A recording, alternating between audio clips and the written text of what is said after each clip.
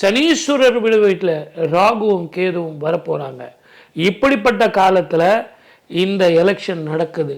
ஆகவே ஜனவரி மாதம் 21 வரைக்கும் வெயிட் பண்ணுங்க. 21ஆம் தேதிக்கு பிறகு ஏற்படக்கூடிய இந்த வருஷம் தனுசுல 4 கிரகங்கள் சார்.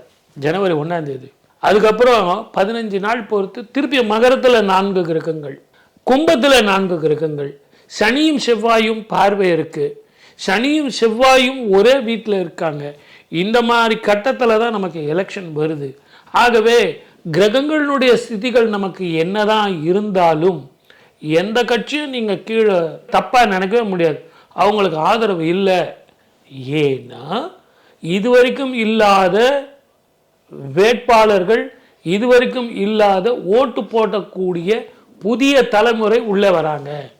அந்த புதிய தலைமுறை எப்படி இருக்குங்கிறது ஜோதிட ரீதியாக பார்க்கும்போது கொஞ்சம் வெயிட் பண்ணுங்கள். நான் ஜனவரியில் சொல்கிறேன்.